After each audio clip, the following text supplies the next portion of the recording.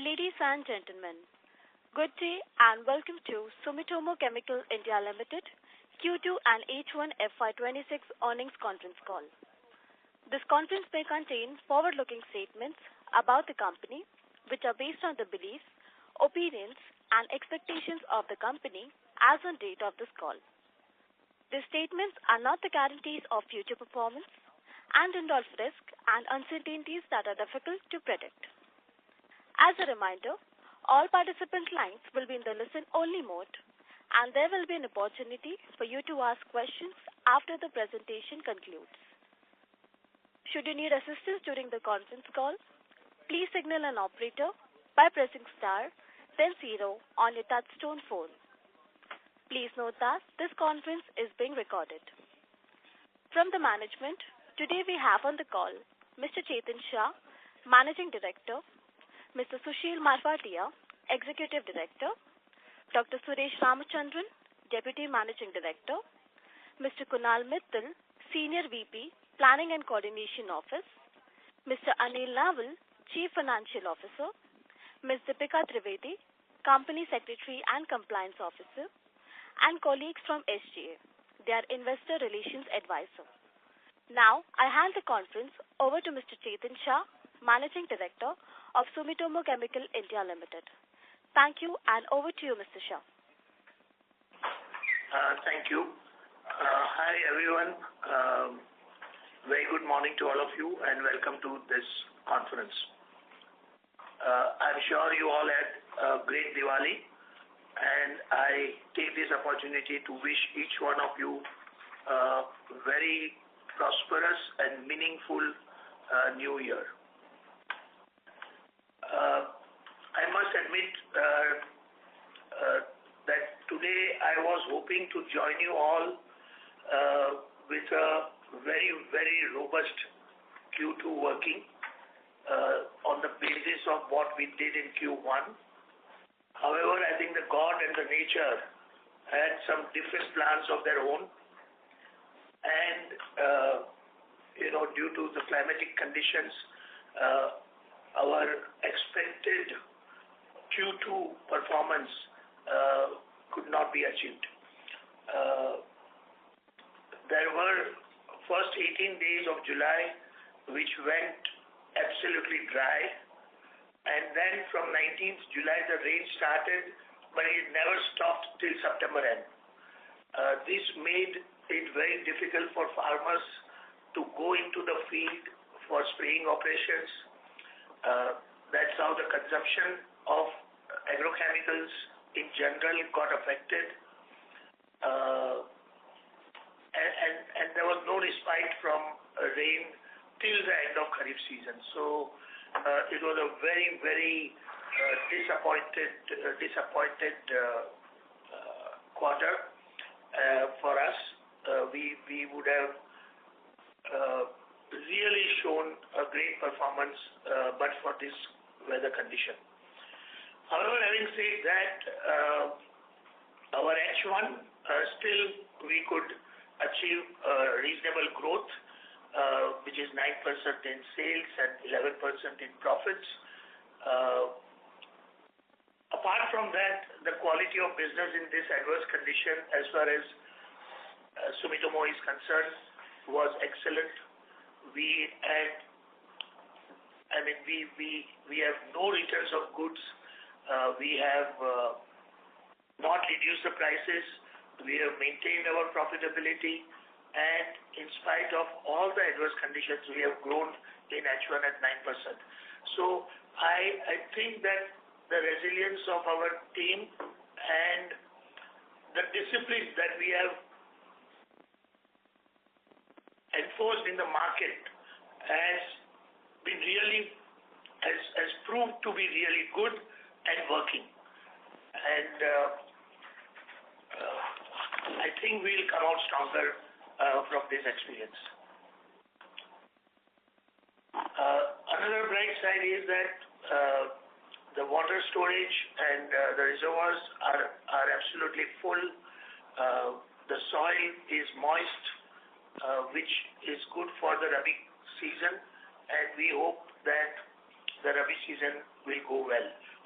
some rains are still expected here and there as per IMD, but I don't think that the rain will be disruptive kind of rain as we saw in August and September.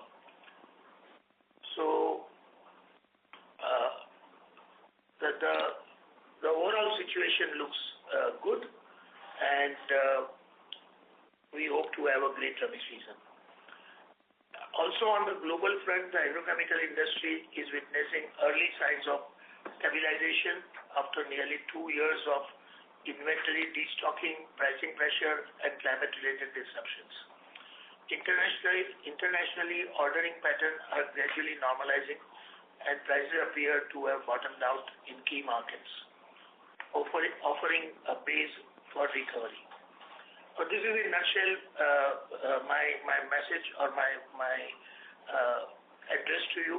I'll get back to you in the QA sessions, and I hand it over to Mr. Suresh Ramchandran, Joint MD of Sumitomo.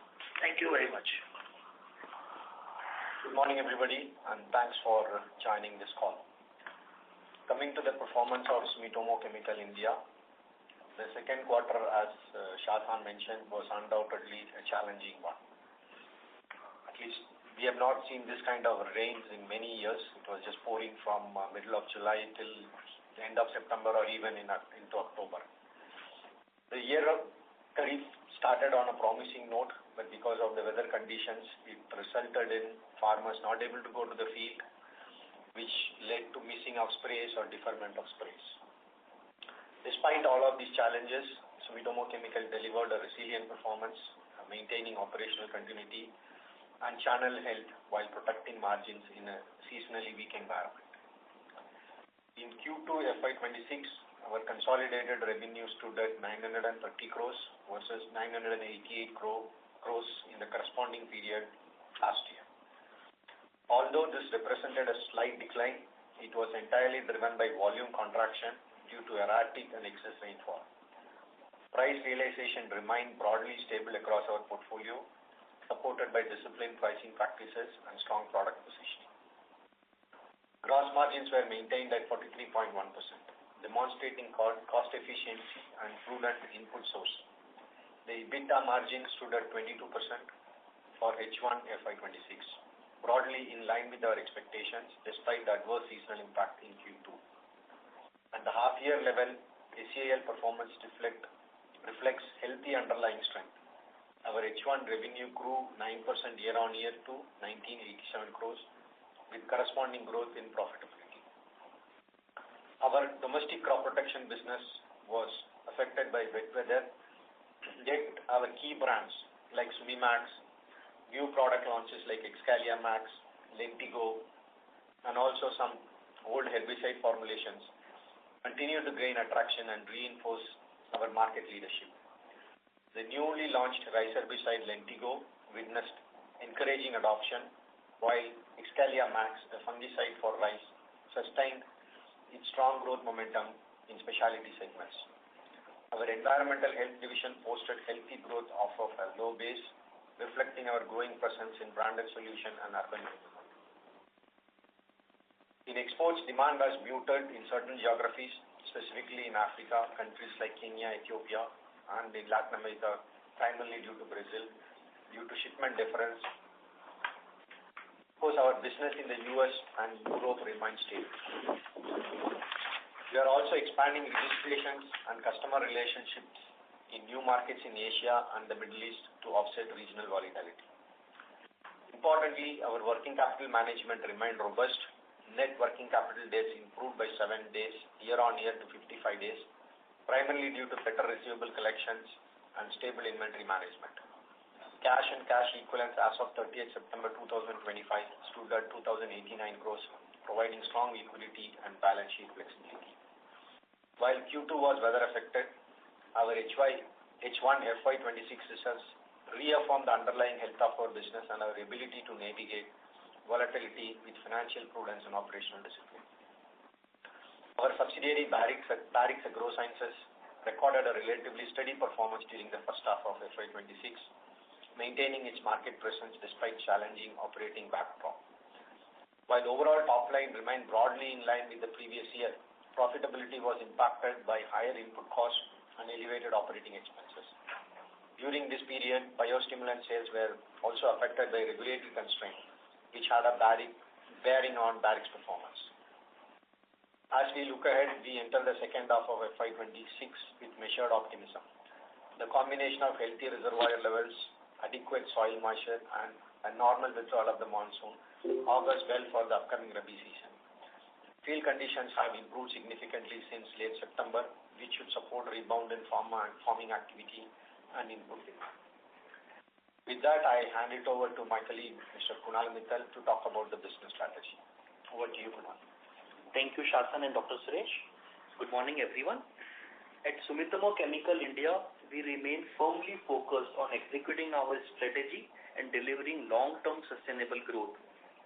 Our strategic priorities revolve around 5 key pillars, which are as follows. Number 1, strengthening domestic franchise and farmer engagements. So our efforts continue to be directed at deepening farmer connect, strengthening the domestic franchise through structural engagement programs and digital interventions.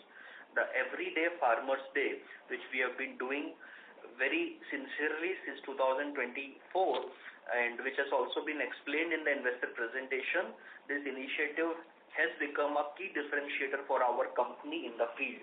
This also enabled direct communication with farmers, demonstrations of our product efficacies, and enhancement of our overall brand recall. We aim to expand our EDFD coverage across additional districts, and we will focus more of these activities in our Rabi crops. And this will also help us consolidate our leadership in the domestic market through extensive farmer engagement and ground-level demand generation. We are also deploying various digital and physical initiatives, and we are also making sure that each of the physical farmer engagements are more impactful, and also they are followed up with digital initiatives, so we can also take a feedback from the farmer community about our initiatives. Number 2, scaling up of our recently launched and differentiated products. Dr. Suresh already explained about these 2 important products which we have launched in first half of the year, which is rice herbicide Lentigo and patented fungicide Excalia Max, which is Indiflin, is a technical product. Our innovation-led growth strategy remains the core of our business model. Both of these products are sourced from our parent company, Sumitomo Chemical Japan's Global Innovation Pipeline, and so far they are very well received in the market. During current financial year, our focus is to scale up these products across newer territories, accelerate our demonstration of these products to the farmer, and also prepare for additional launch. One important product which we are planning to launch in the second half of the year is a product from our group company, Valiant Biosciences. The name of the product is Top Grade. These efforts will continue to reinforce our company's reputation as a trusted provider of high efficacy and sustainable crop protection solutions. Number 3, enhancing exports competitiveness and our global footprint. We are intensifying our focus on expanding global presence. Despite temporary softness in certain export destinations, our business model remains resilient and agile. We continue to broaden our footprint across Africa, Latin America, Southeast Asia, while consolidating our relationship in the US and Europe. With strong backing from our parent company, we are also increasing integration of our group's global supply chain and registration network, which will position India as a critical manufacturing and export base for our future growth, not just for India, but for the global organization. 4, advancing manufacturing and backward integration initiatives. So manufacturing excellence is a very important core pillar of our long-term strategy. We have already started and commenced backward integration for selected molecules at our Tarapur facility. We have also made significant progress in project planning, regulatory approvals for our upcoming greenfield expansion at Dahej. In the earlier investor presentation in the quarter ending June, we had announced 2 capex projects, one doubling the capacity of one of our product for our parent company to be manufactured at Bhavnagar, and also few additional products, including some of the blockbuster global products being launched recently, to be made at our Tarapur site. So both of these were already explained, and they are also explained in our investor presentation. So these facilities like Dahej will produce multiple Sumitomo origin molecules and intermediates, which will help us diversify our parent company SCC's global manufacturing footprint and also enhance SCIL's cost competitiveness in the long term. Simultaneously, our operational teams are continuing to pursue productivity improvements, process efficiencies to ensure consistent quality, optimize cost and margin sustainability, and that is something which we have demonstrated even in a very challenging market like this, that our margins were largely maintained. Number 5, sustaining financial discipline and working capital efficacy. If we look at our company's balance sheet, it remains one of the strongest in the Indian agrochemical industry. We continue to prioritize liquidity management, cash generation, prudent working capital deployment. During first half of financial year 26, our collections improved substantially, with total inflows to the extent of almost 2,277 crores compared to 1,999 crores in first half of last year. So we remain committed to sustain this kind of a momentum through stringent credit control, optimize inventory levels and timely supplier settlements. Our philosophy is to grow responsibly. So in short and to conclude, while the first half of the year was characterized by climatic challenges, the underlying fundamentals of both the Indian agriculture sector and our company's business remain strong. With improving field condition, healthy rural sentiment, with normalization in channel inventory and a very good levels of water reserves, we expect a recovery in demand during the Rabi season and beyond. Our unwavering focus on portfolio differentiation, operational excellence, farmer engagement, and disciplined execution position as our company well to deliver sustainable value for all our stakeholders. With that, I will now hand over the call to Mr. Anil Nawal, CFO of our company, to please take you through our Q2 and first half 2026 consolidated financial performance.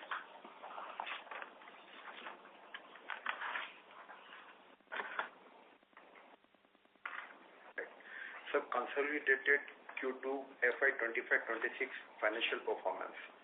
During the quarter, we recorded revenue from operation of rupees 930 crore compared to rupees 988 crore in Q2 FY24-25. The decline was primarily due to lower volume in domestic market as persistent and excessive rainfall through much of July and August curtailed field activities and delayed spray application in key kharif crops. Gross margin in Q2 FY25-26 are 43.1% as compared to 42.6% in Q2 FY24-25. EBITDA came at rupees 218 crore rupees in Q2 FY25-26 as compared to rupees 245 crore in the same period last year. EBITDA margin in the current quarter stood at 23.4% as compared to 24.8% in Q2 FY24-25. Profit after tax stood at rupees 178 crore in Q2 FY25-26 as compared to rupees 193 crore in same quarter last year. Profit after tax margin stood at 19.1% vis-a-vis 19.5% in Q2 FY24-25. Lower operating leverage in the quarter on account of weather-related volume impact led to a moderation in profitability. However, we remain healthy margin through cost control and disciplined channel management. Sequentially compared to Q1 FY25-26, both revenue and profitability were lower, reflecting the seasonal softness due to unusually prolonged rainfall pattern this year. Coming to our consolidated performance for H1 FY25-26. Revenue from operation in H1 FY25-26 stood at rupees 1987 crore, up by 9% as compared to 1827 crore in H1 FY24-25. In H1 FY25-26, domestic agrochemical revenue to rupees about 85% of overall revenue, with export contributing the rest. In H1 FY25-26, insecticide contributed about 39% of total revenue, while herbicide, plant growth regulator, and fungicide contributing about 26%, 9%, and 9% of total revenue respectively. From a business mix standpoint, our domestic business continued to exhibit healthy momentum, growing 11% year-on-year in H1 FY25-26, contributing 85% to revenue. Export revenue degrew by 4% year-on-year, largely on account of decline in sales to South America by 33% as compared to same period last year. Our H1 FY25-26 gross margin stood at 40.4%, broadly in line with the previous year at 40.9%. EBITDA stood at rupees 437 crore in H1 FY25-26, witnessing a jump of 8% as compared to 406 crore in H1 FY24-25. Our EBITDA margin stood at 22% in H1 FY25-26 as compared to 22.2% in the same period last year. The profit after tax for the H1 FY25-26 amounted to 356 crore rupees, reflecting an increase of 11% compared to the previous year's figures of 319 crore rupees.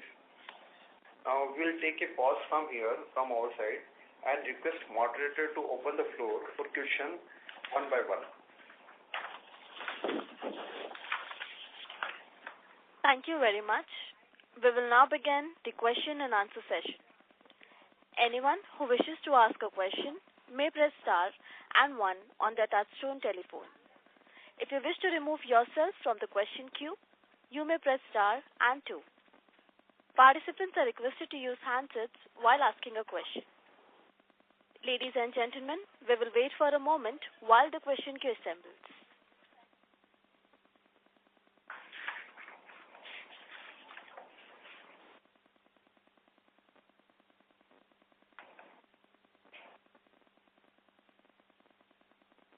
The first question is from the line of Prashant Biyani from Elara Capital. Please go ahead. Yeah, thank you for the opportunity. Sir, have we launched Excelia Max and Lentigo Pan India, or we have done it in few states only till now? No, it's launched Pan India. Both the products have been launched in India. What would be the total revenue from these two till now? See this. Still, we are taking stock of the situation. It's too early to conclude the revenue. There's one more season ahead. Some of the inventory will get liquidated if there is any in the market. So it's too early to, it's just about 3 months old product in the market. We launched in June, July time frame. So it's too early to comment on the total revenue of those two. But we are on target, right? We are on target. Whatever plans we have made, we are actually on target. Rather, we are ahead of the target. And it finds application in Rabi as well, not only Kharif. Yeah, it fits in both the seasons. It's basically both the products are for rice. Of course, Excalia Max goes in other crops as well.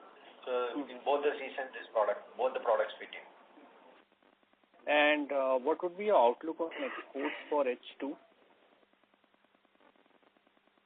Outlook for exports in H2. See, the Africa season should start probably towards the end of December or early January. So we are on track. Overall, the market situation seems to be okay in Africa. Latin America, what we hear is there is pressure on the channel. But however, our customers are positive. We have in continuous engagement with our customers. Things will be positive and it should be on track. To US, it depends on tariff situation. We have a demand there. There is a demand for our product, but it all depends on how the tariff situation is going to go going forward. Asia and Europe would be normal. So overall, I would say it's positive. But we should build on total export revenue that we had last year versus this year. We should be decently higher. Prashant, we will not be able to comment on any forward-looking statement. And our efforts, as Dr. Suresh mentioned, will be to revive the demand as much as possible. The second half. Okay.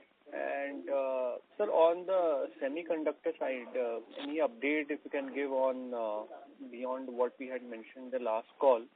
How will the business look like in the initial years? Will we start from trading or we will go for investments also?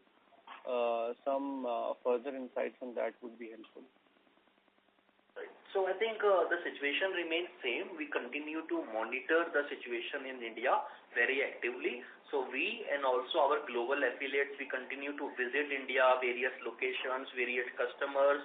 We continue to assess the situation, and we believe the situation will take more time because it will be aligned with the semiconductor plants from the key players in India start operation. So depending upon timelines of their starting the operations, our timelines will be linked to that, and also a mix of that. We believe that at this point of time, we believe it will be a mix of some products coming from outside India and some products which will need to be localized in India. So we believe it will be a combination of these things, and but it will still take time because what we understand is that it will all be, as I mentioned, linked to the customers' operations to start. And we are discussing and monitoring the situation on a timely basis, and at the right time, we will make a decision and move forward on that project. Okay. And lastly, sir, on barracks, while we have mentioned that there were regulatory disruptions which impacted, but when we acquired, the initial plan was to have some capex also there. How were we placed on that front on capacity expansion plans for barracks, and hence how could be the future growth trajectory given whatever is the regulatory condition right now? The regulatory condition is not only for barracks, it's for the entire industry. If you've been observing, that biostimulants law came into place and many products got impacted. Only 145 have been approved.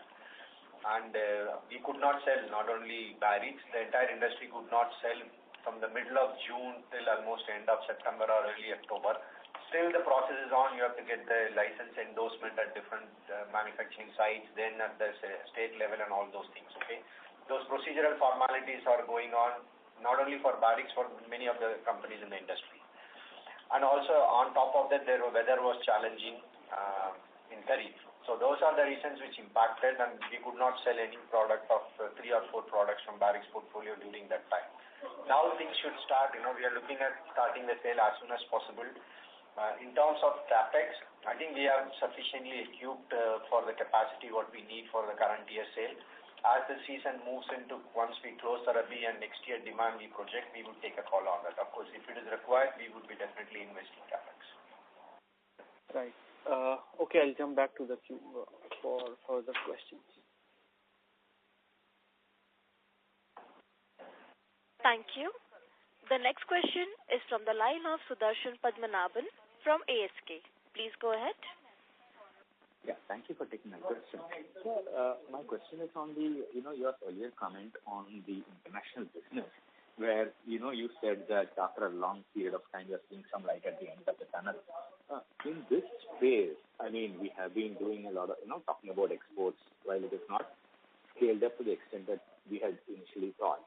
But in terms of the profitability and the outlook of this, segment of the business, how is it currently stacking as compared to what it was, say, 2-3 years ago when we were actually, talking about being a serious player, in terms of the value chain of our, group? I think profitability compared to last 2-3 years, we are at the same level. You can come and we are almost at the same level. We have not eroded our margin. See, when you say export business, there are 2 verticals. One is technical, where generally the profitability is slightly lower. On the value addition with formulations, your profitability is slightly higher. We have a set of formulations as well as TG export. It depends on the mix of formulation and the TG that gets exported, your profitability gets determined. Having said that, we are seeking multiple registrations of the formulations in various countries across the globe, and those registrations takes time. In some countries it could be 2 years, some countries it could be 3 years or more also. So as and when those those registrations are realized, this formulation sales will start happening, and slowly, the margin will also start improving. But that will take time. And also, one thing to note over here is that in spite of the very steep competition from China, due to our R&D efforts and process improvements and, we have saved a lot of costs and in Chinese prices.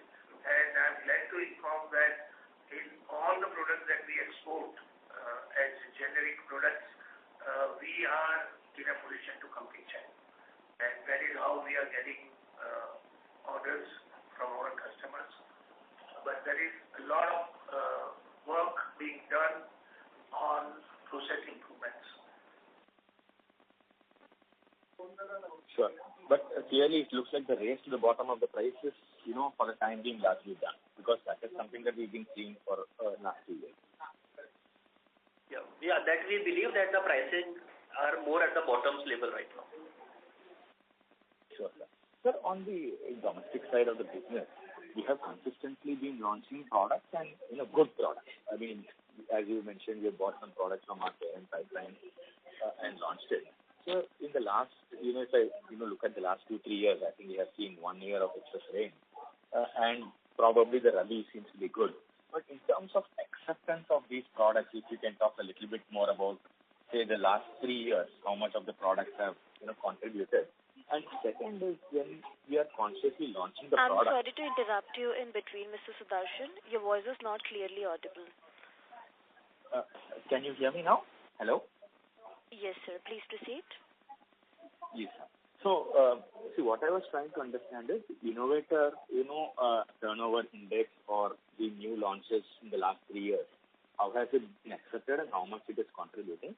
The second is between Kharif and Rabi. So today when we look at the portfolio, it's about 65% coming from Kharif and from Rabi. With the traction in the international market, and you also talked about the new products also targeting Rabi. How do we see this shift, say, 2-3 years down the line? Is that going to be changing with it? Sorry, Sudarshan, you got cut off in between. I couldn't hear the second part of your question. The first part of the question is about, the new product traction. As you rightly mentioned, we have been launching at least 4 to 5 products every year. I would say that we are largely satisfied. I think probably the new products would contribute about 8 to 10% on a yearly basis. If you look at it, as Shasan also mentioned a few minutes back, we are surpassing our expectations for the current year launches of Excalia Max as well as Rentigo. In the previous year, we had launched Meshi, which was really, really a super duper launch. Of course, it got impacted to some extent this year. We could not ramp it up because of the weather situations. We launched Portion last year. That also got accepted very well. So overall, we are pretty happy with the way the new products are getting accepted. Obviously, it's only a tiny speck that we are reaching out, how to ramp up those molecules. That's where Kunal also mentioned about everyday farmers day. The more and more customers we reach out to, the scaling up would be quicker. Sorry, I could not. So the second part of the question, what you asked, like say whether in the next few years our specialty business will become grower. But I think what you need to understand is most of the products which we are launching, they are not only focused and concentrated on specialty side. While yes, we have launched several new products in specialty side, but even in the off-patent and the basic segment which we call, they are constantly launching new and new products. So with this, there might be some more higher growth in the specialty segment, but still there will be growth in the basic segment itself even going forward. Yeah, just to add a comment on this, we also launched CTPR last year, in-house manufacturing, and we have launched 2 formulations.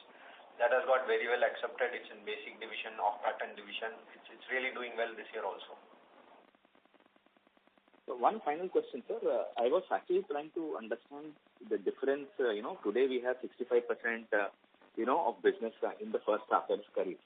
So with the new launches and the international business picking up, do we see this, kind of bridging a little bit, say, in the next 2-3 years? Not really, Sudarshan. The simple reason is 70% or 65% of the market consumption happens in Kharif season. Okay? Rabi season is a shorter season and the pesticide consumption is slightly lower compared to the Kharif season.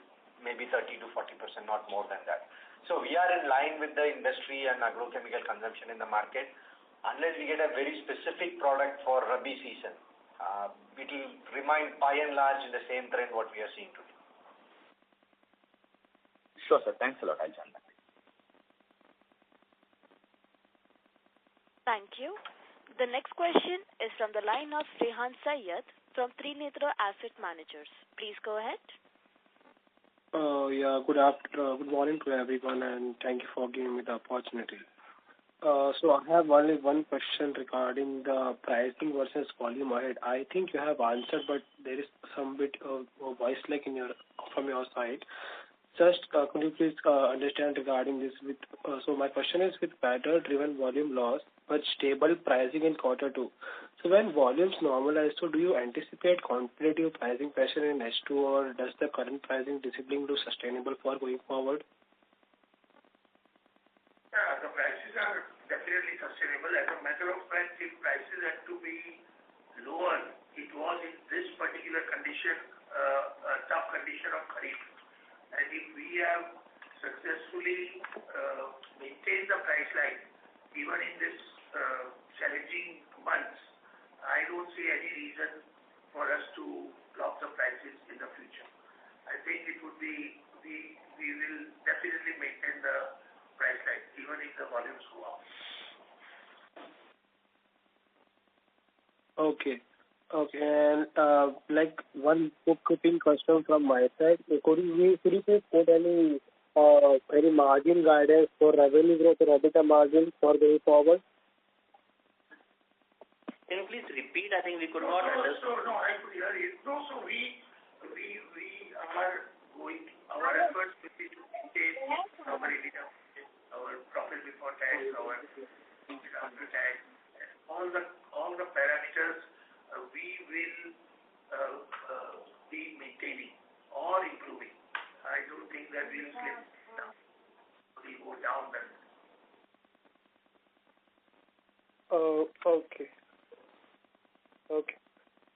Okay, that's it from my side, and I'll join in the queue. Thank you. Thank you. The next question is from the line of Rohit Nagraj from B&K Securities. Please go ahead. Thanks for the opportunity. So first question is, we had the initial 5 products with a capex of 120 crores with a potential revenue of about 200 to 250 crores. How much of that we have realized maybe in first half, just to understand what could be the potential growth from these molecules? And a similar question, the new capex plan that we have announced of 55 plus 10 crores, what is the kind of asset turn or revenue potential from this capex? Thank you. So about the first, with the capex which we have already completed in last 2 years. So as we have explained in the earlier calls also, it was in 2 parts. One part was related to the Bhavnagar site. So that is something where full commercialization has been achieved. And in fact, the second phase which we have announced, the 55 crore new capex, a part of that is going to double up the capacities at the Bhavnagar site for that particular product. So that particular plan and the capex project is fully commercialized, and it is going to get double by end of 2026 calendar year. And the second part of the capex which we have completed in the past is related to a site in Tarapur. We had set up a multi-purpose plant. At this point of time, the export revenues are not fully commercialized from that site because of some delays. But at the same time, meanwhile, we have started using that site, Tarapur, for some of the domestic product. So CTPR, I think Dr. Suresh also mentioned, we launched this product in market last year, and we started manufacturing that product also at our Tarapur site itself. And in the future, we have planned that some part of this 55 crore capex which we have announced, about 10 crore of that is going to Tarapur site, and that is something which will add few more futuristic product in that site. So some of the products which we have just launched in India and which are launched globally as one of the very high potential product. So some of this futuristic new product innovation pipeline will be manufactured at Tarapur. So in short, Bhavnagar fully commercialized. We are doubling up the capacity now. Tarapur not fully commercialized from the export side, but we have meanwhile used it for the domestic requirement. And in the future, we will add more products which will also have more and more requirement and potential commercially for Indian domestic market. So in the future, Tarapur site will be more a mix of exports versus domestic utilization. Sure, that's helpful.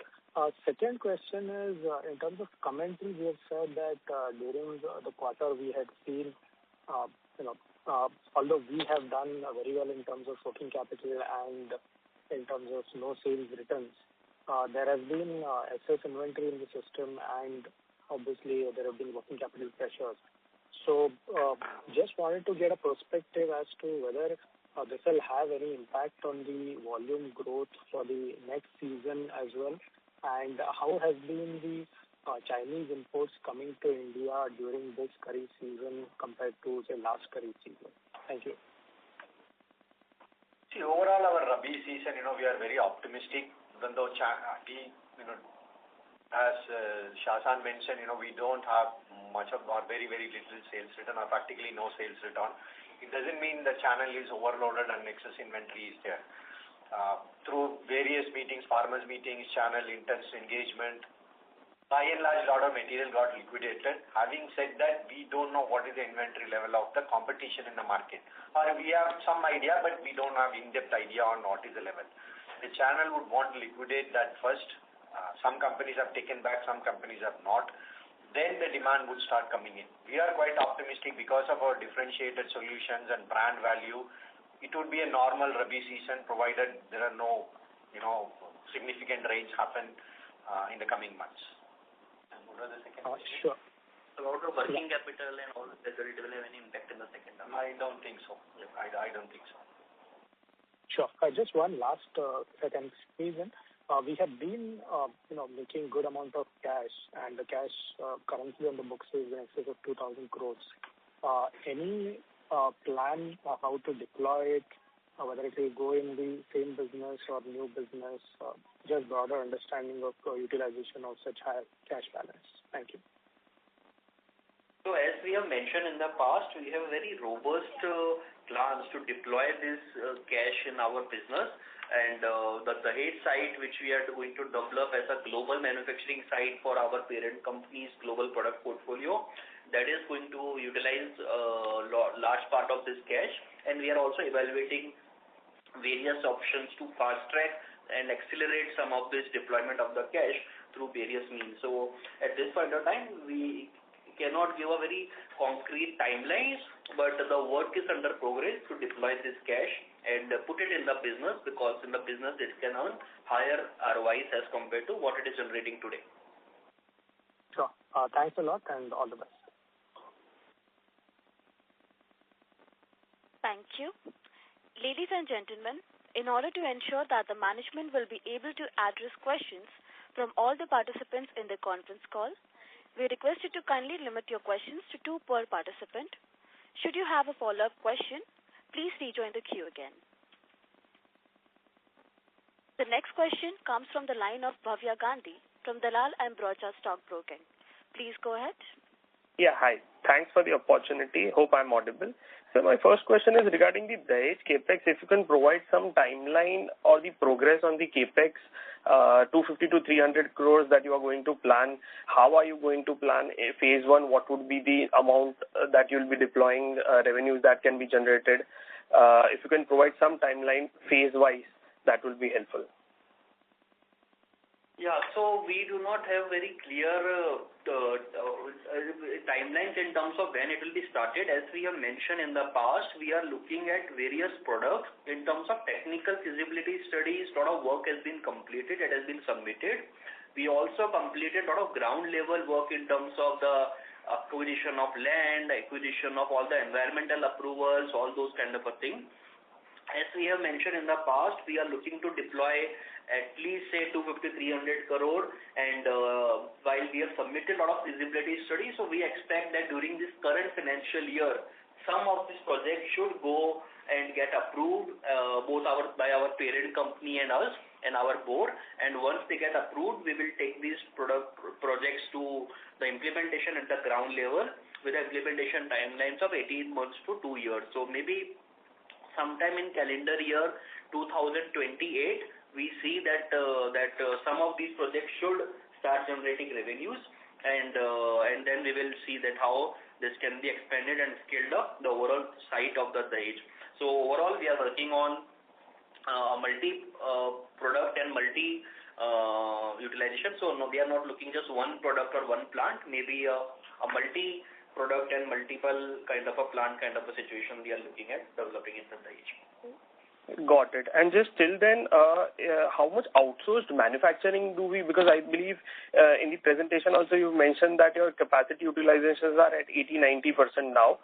So for the next 2 years in the intermittent period, where will you bring that growth from?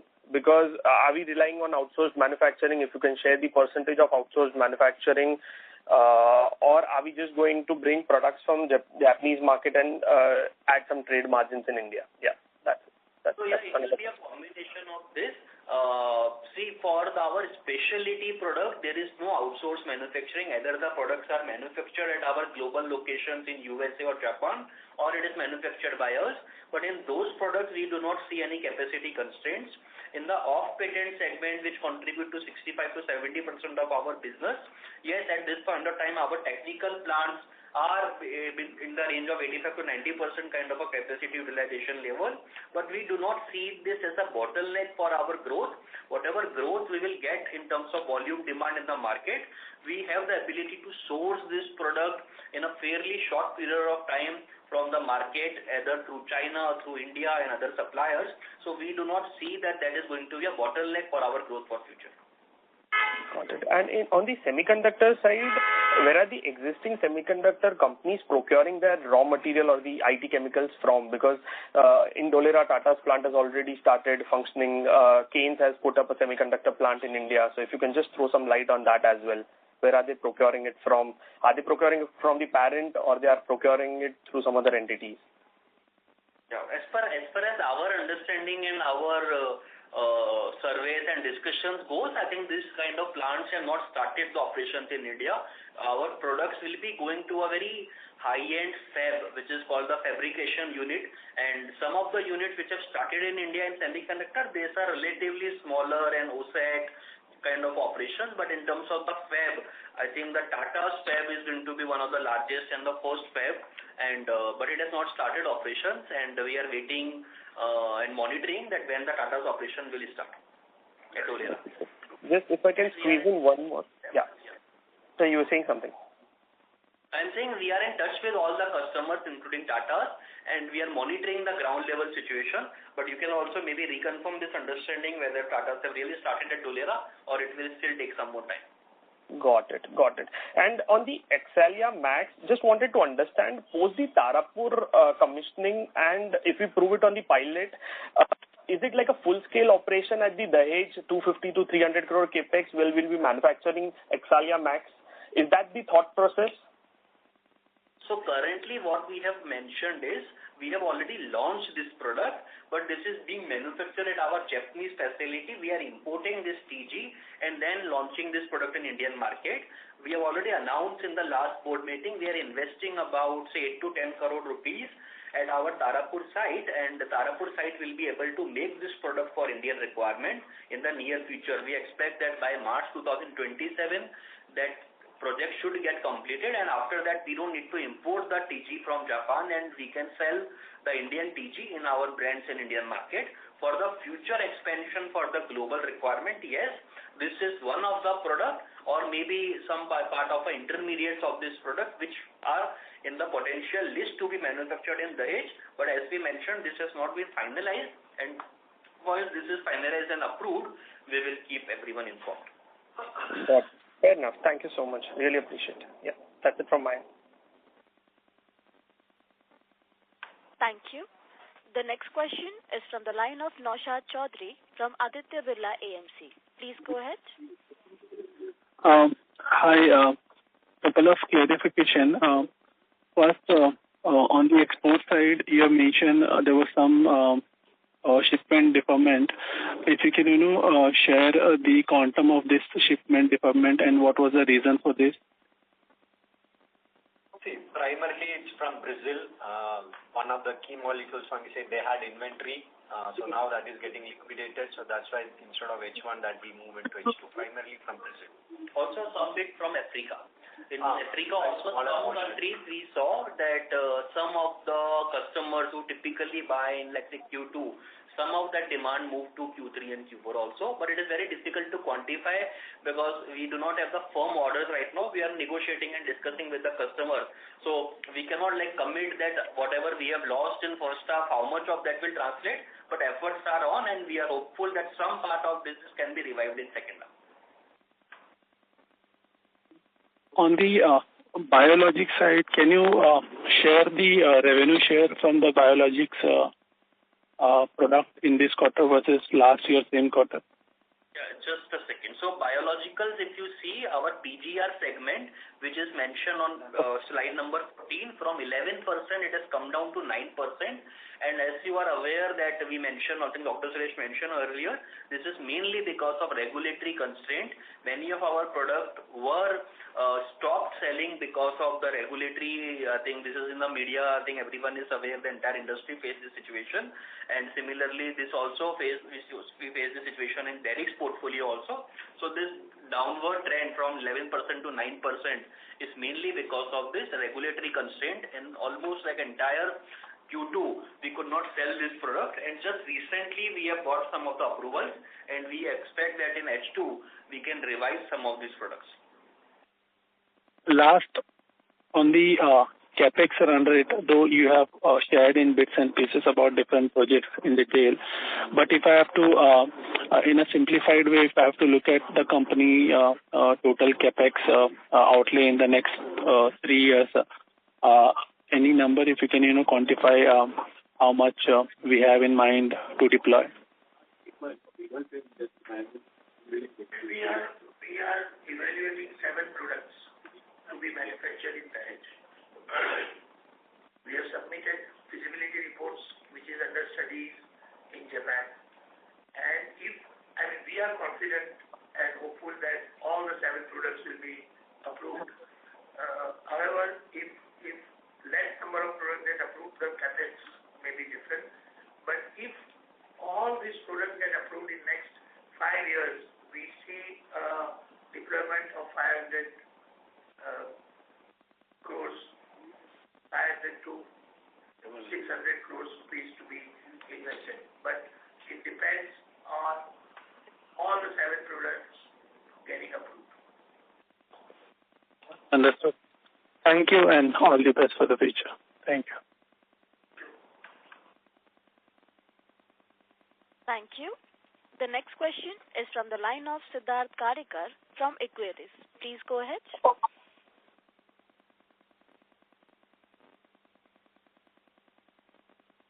Mr. Siddharth? Yeah. We are unable to hear you, sir. Yeah. So my first question, I missed the answer. So we have roughly around 2,100 crores cash right now. So what are our plans with the cash? Are we looking to give any special dividend going ahead, or how should we think about the cash balance? I think as we already explained this, right now there are no plans to return this capital to our shareholders. We are working on several opportunities to deploy this cash in the business, and part of that can go in the capex for Dahej, and we are also evaluating various other opportunities to deploy this cash. So at this point of time, there are no plans to return this capital to shareholders by special dividend and all which you mentioned. So at this point of time, there is no such kind of plans under consideration. So secondly, when we say other opportunities, are we looking at areas even beyond agrochemicals for now? Yeah, that is also under discussions and evaluations. While no decisions have been made, but under evaluation and evaluations. So secondly, on that 5 molecules, given that those have not ramped up materially, by when do we expect all the 5 molecules to ramp up, or now we would be doing something entirely else in those sites? So as I mentioned, our priority is now that, when we did that Tarapur second multi-product plant, the idea was to have this site as a fully export-oriented site by these 4 or 5 products as a multi-product plant. But currently, part of that is already used for our local domestic requirements, and even in the future, the plan is to subsidize or create alternate site instead of doing import from Japan. So in the future also, we do not believe that this site will remain a 100% export-oriented site, and Tarapur site will cater to our domestic requirements equally. So maybe we believe that even after 2 years, when many new products start getting produced at Tarapur, the site will be kind of an equal mix of exports and domestic requirement. Okay, just last question. So even the Dahej side, we will be planning to use for both domestic and export, or that will be an entirely export opportunity? Largely initially more exports focused, but if the demand of those products grows very big in India, and if Tarapur is not able to cater all these products, then maybe a part of that Dahej production can also be deployed for domestic. Because from our company's point of view, if we are manufacturing a TG and just supplying a TG to our parent company versus if we formulate it and sell in our own brands to the market in India, the margins are much higher in the domestic business. So maximization will be, our focus will be to grow our brands and our volumes and markets in Indian market. And if there are additional capacities, for sure we will use it for exports. All right. Oh, thank you so much. Thank you. The next question is from the line of Rohan Jain from Blue River Capital. Please go ahead. Hello, good afternoon. Am I audible? Yes, sir. Please proceed. Yeah, thank you for the opportunity. Looking at the last 3 or 4 years of sales and margin data, and I think to give credit where due, you have done a really good job on the margin front. On the sales growth front, especially now, if I break that down into domestic and exports, on the domestic for the last 3 years, from FY 22 to 25, sales has grown at a CAGR of about low single digits for the last 3 years. And this year also looking at how H1 has gone, for the 4-year period, it will still be in the low single digit to mid single digit kind of range on a CAGR basis. Now, when I compare this to the peers who operate in domestic segment solely, the company that is going for listing soon and other companies that have already been listed, our growth seems a bit subpar. So, just wanted your sense on what is holding us back here really, and what has changed in terms of strategy to improve growth in the domestic segment going ahead. So I think what you are asking is that while in the margin front we are doing well, in terms of top line growth, if we look at last 4-5 years past history, maybe some of the peer players may be ahead of us. So we understand, but we believe that our growth is in line with the market. Our growth is more focused on high margin products, better combination of products in terms of specialty and generic, and also with a very, very disciplined. So we are focusing more on the fundamentals of the business and profitability and a good mix of the product instead of just running behind top line growth. So that has been our strategy, and we are fairly satisfied with what we have done in terms of fundamentals of the business. So if Chetan sir and Dr. Suresh, you want to add anything on this? I think you summarized. No, so the thing is that we are very disciplined in the market. Our entire order processing from the market, etc., is absolutely online, and we do not supply any material to the market without a firm order. And we absolutely do not try to dump the material in the market to have a performance of 1 month or 1 quarter or something like that. We never do that, and that is the reason why our recoveries and our no returns of sales proves that our policies in the market are very, very robust. So I think as Kunal says that our primary aim is to maintain the margins or improve the margins, and top line comes after that. So that is the reason why you feel that the margins are okay and top line could be better. But as the new products come in, we ramp up the new chemistries which we have launched and all that, we will also see the traction in top line. Understood, sir. This is helpful. Secondly, on exports, I think for a long time there's been talk of the plant at Dahej being coming up, and for some reason or the other earlier due to the weak overall market situation in exports, and then after that also there's been a pretty slow process, I think, in some way, looking from outside, then in terms of the traction and progress there. So I mean, what can be done to really speed up that? Because now you're saying CY28 is when manufacturing sales should actually start seeing from then, when you've seen announcements made. As far back as a couple of years back. And then along with that, in terms of exports at the parent level, apart from semiconductors, we also have display chemicals, pharma, some other few segments there. So are we looking to also bring those segments here from the parent level into India, and then within India operations, will those be operated through the listed entity itself? Some clarity on that, because this 2,000 crore cash that we have, that should get utilized in a much better manner, as you also rightly said earlier. So some clarity on that, please. Okay, so there are two parts of the question. One, you have to understand one thing, that dealing with Japan as a country, it is very, very sustainable, but the speed can be lesser than what we expect it to be.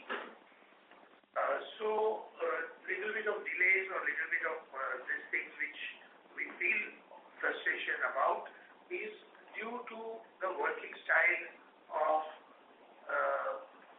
Japan. Basically, I would say that. But having said that, once they decide, as you may have seen in our last 25 years of history, that once they decide, there is no going back.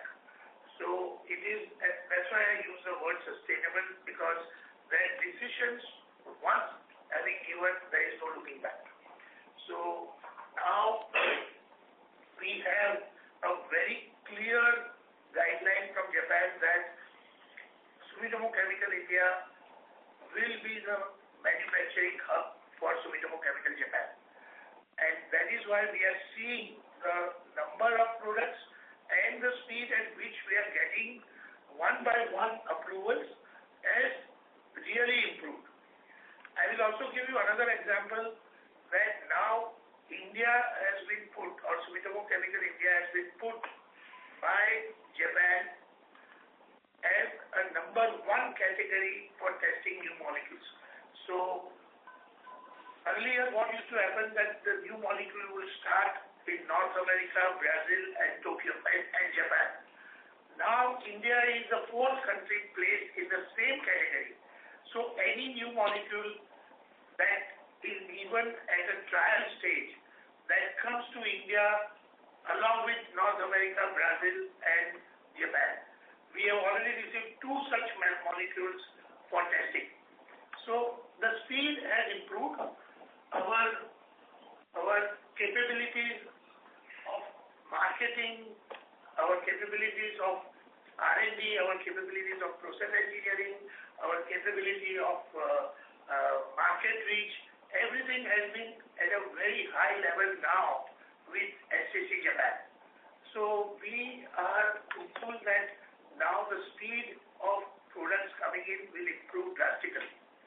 As I mentioned, that we have 7 products, almost all feasibility reports have been given.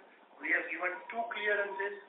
We have already received 2 clearances, and the balance 5 products clearances is expected to be received by end of this financial year. So once that comes, all our plans to implement these projects will begin.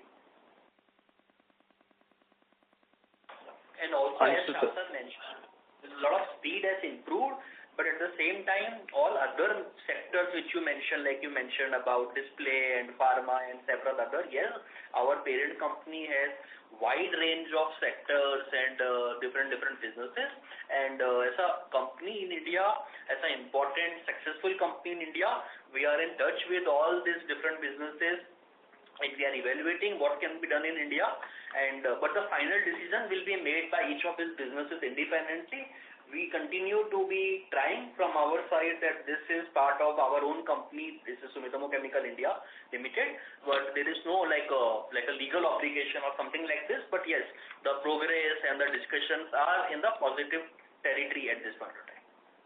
No, and our efforts will be, of course, we are putting in a lot of time, energy into this,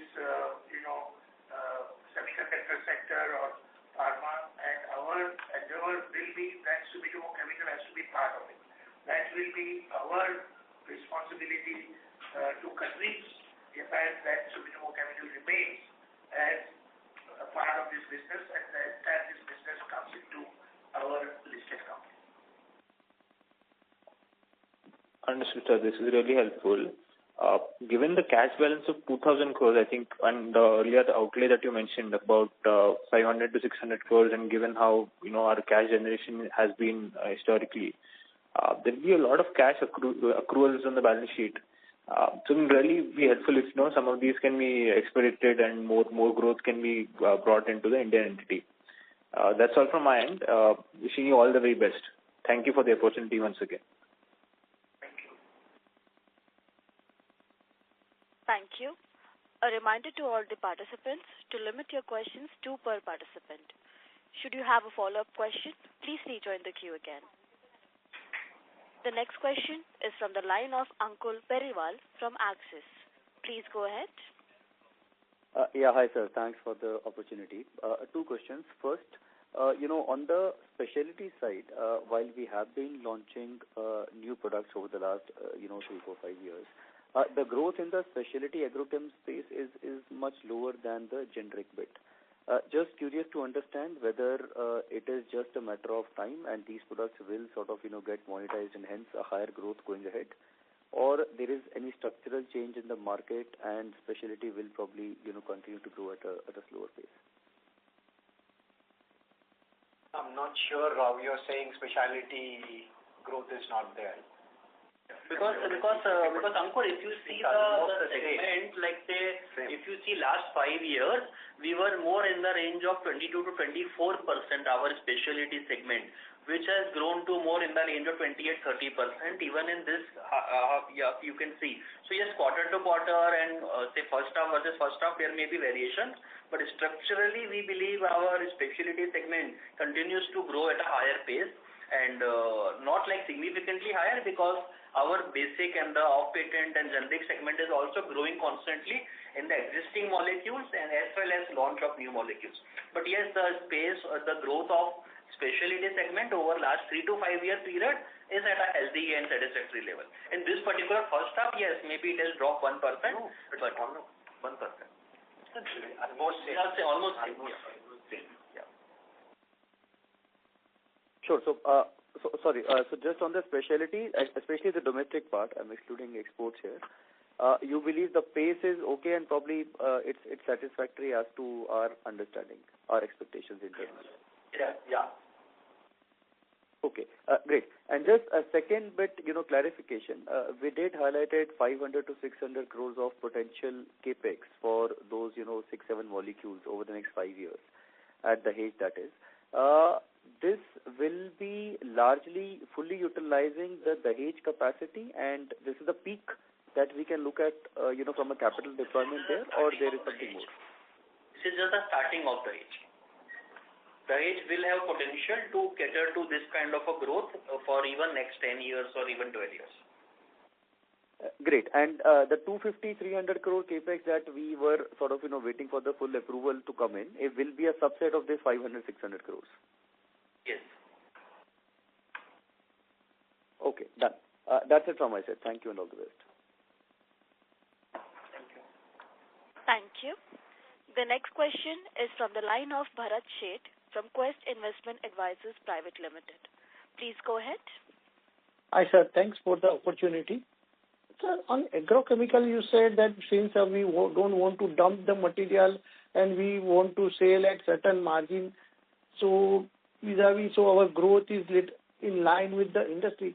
But with a lot of new product that you state that you will be launching, so how do we see? One is the acceptability of the specialty among our fraternity, I mean farming fraternity, how the things are trending up, and when we really see our agrochemical business growth higher than the industry growth?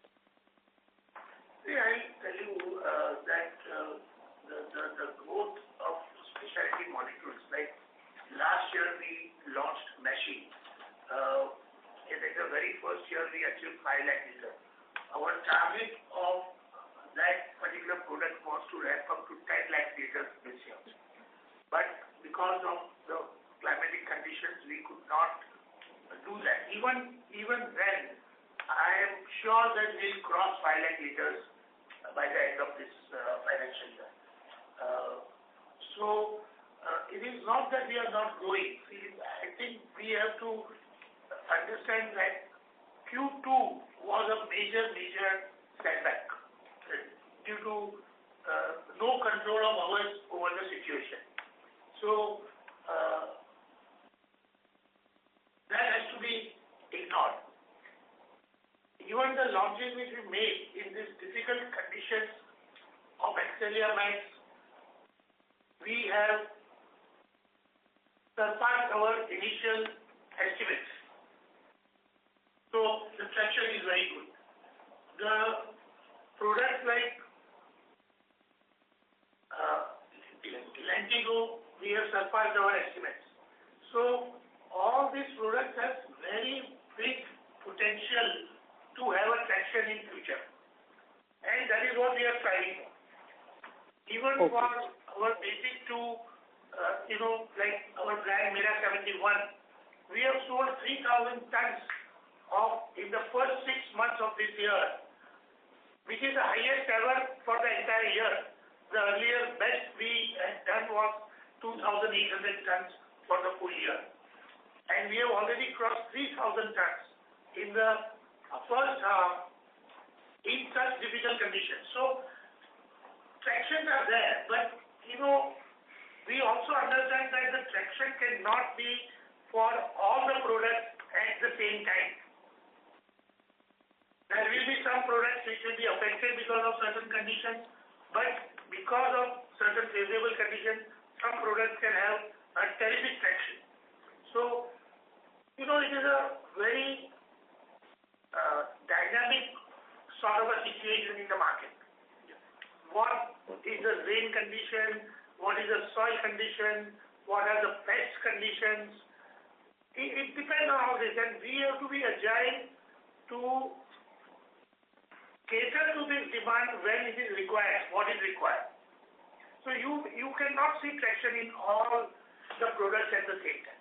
Yeah. And I think what you mentioned is that we made a comment that our growth will be in line with the industry. So that was, I think, maybe not a right thing what we said. What we are saying is in line with the market growth. For sure we will grow. That is something which is a base confidence. And then we deploy several strategies as Shashan explained in detail product-wise level, several new products, and then doing extensive demand generation and farmer engagement for these products, so farmer understand the benefit of this, and through this create additional demand over and above the market demand for our product. So this is the same strategy which we have been deploying, which has given us almost 14x growth in last 15 years, and we believe that in this kind of a situation, if we continue to launch new product, good innovative product, do extensive farmer promotion, we surely target to grow more than the industry. Okay, great, sir. And sir, on second question on my, that you said that now our parent has put our Sumitomo India on the par with the other developed market on the introduction of new product and all. So there are also other category where we are not present, which is there in the parent portfolio. When we like to see all those products, really when there is a significant market opportunity are there in India, will start playing out. So as we have already mentioned, we are in touch with many of these businesses, but see, many of these businesses are more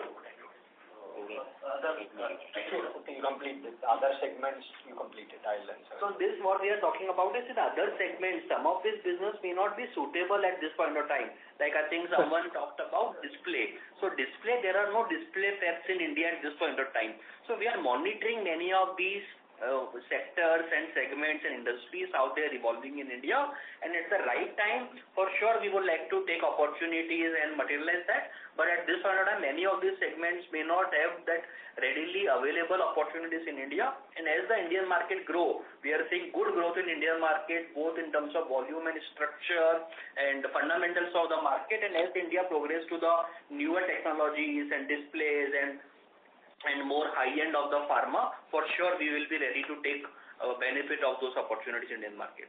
That was for the other segments, and Dr. Suresh will now answer about the current segment, how we are expanding globally. Yeah, in terms of agrochemicals, yes, Shashank mentioned about India being on the map along with countries like developed countries like Japan or US or Brazil. Now India is also on par with those kind of countries. So what it really meant was, till now or till last month, whatever the new molecule that would come out of the discovery stage were initially tested in those 3-4 countries.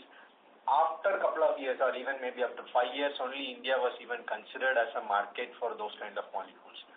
Now SEC has clearly identified India as a potential market. Whenever the discovery molecule comes out of the pipeline, India will be one of the countries along with the countries like US or Europe or Brazil for initial phase testing itself. With that, we also have proved that 2 or 3 molecules which are not even named coded compounds are going to be tested in India in the coming months or next Kharif season, which means that India would be one among the first countries for launch of those new products. Having said that, these new products to really go through the registration pipeline and come to the market depends. It may take 5 years, 6 years or more than that depending on the molecule. So at least now SEC Japan is considering or has started considering India as one of the premier markets, and we would like to have an early entry as soon as the molecule comes out of the discovery pipeline. Thank you, and thanks for the elaboratory answer. This will be basically imported from Japan and branded in India. Correct. Okay, sir. Great, sir. Thank you and all the best. Thank you. Thank you. Ladies and gentlemen, due to time constraint, that will be the last question for today. I would now like to hand the conference over to Mr. Sunil Marfatia for closing comments. Namaste everyone. Thank you all for asking some very interesting questions and our colleagues for replying the same. We hope we would have addressed all your queries. As we draw this call to a close, I would like to take a moment to reflect on what truly underpins Sumitomo Chemicals India's performance.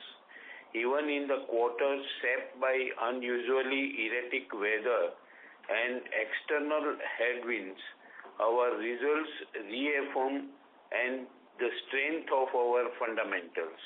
A well-diversified portfolio, disciplined financial management, deep farmer relationship, and an unwavering focus on quality and execution.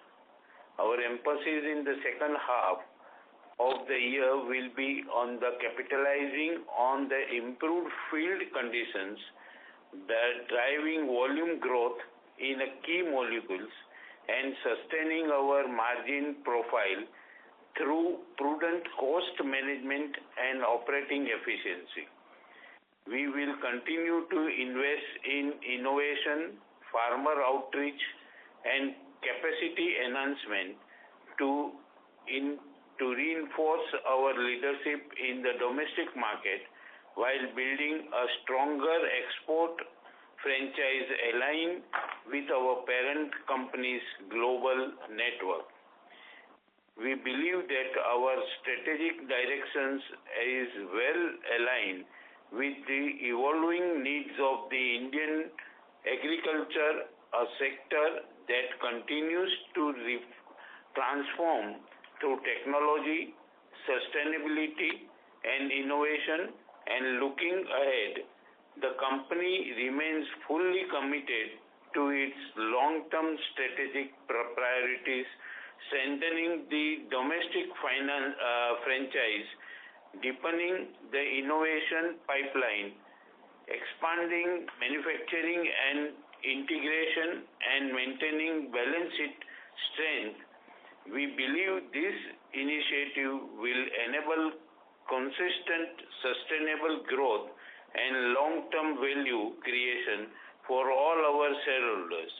Thank you for taking your time to join our conference call today.